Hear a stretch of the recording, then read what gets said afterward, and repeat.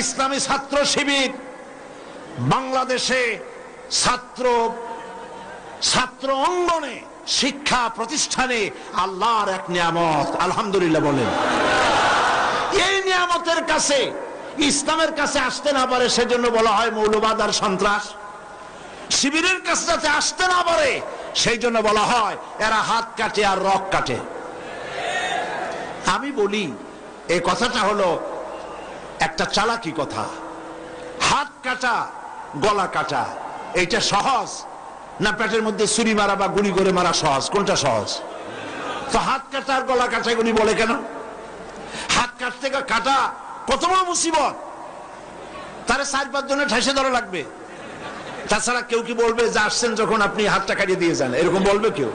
4-5 জনের ঠেসা ধরবে, মুখের মধ্যে গামছা ভরবে, তারপরে হাত কাটবে বা রক কাটবে, পায়ের রক হাতের রক এভাবে কাটবে। এত ঝুঁকি নিতে যাবে কেন? ছুরিটা, যে ছুরিটা দিয়ে হাতটা কাটবে ওই ছুরিটা পেটের মধ্যে মুখের মধ্যে ঢুকাই দিলেই তো সারলো। এটা বলে কেন? এই সহজ কাজটা করে না, রক কাটে গলা কাটে কেন বলে? এই কথাটা বলে প্যানিক সৃষ্টি করতে চায়। যেই সমস্ত ছাত্র ছাত্রীরা দিন পেতে চায়, ইসলামে আসতে চায়, তারা যেন ইসলামী ছাত্র শিবিরের কাছে আসতে না পারে তার জন্য ষড়যন্ত্রমূলক এই বদনাম তারা দেশ শুদ্ধ জড়াইছে। কিছুই করতে পারবে না ইনশাআল্লাহ। এগুলি করে কিছু করতে পারবে না। 119 জন শিবিরের নেতা কর্মী শাহাদাতের নজরানা আল্লাহর দরবারে পেশ করেছে। আমি আপনাদেরকে বলবো পরের মুখে ঝাল না খাইয়া নিজের একটু চেষ্টা করেন।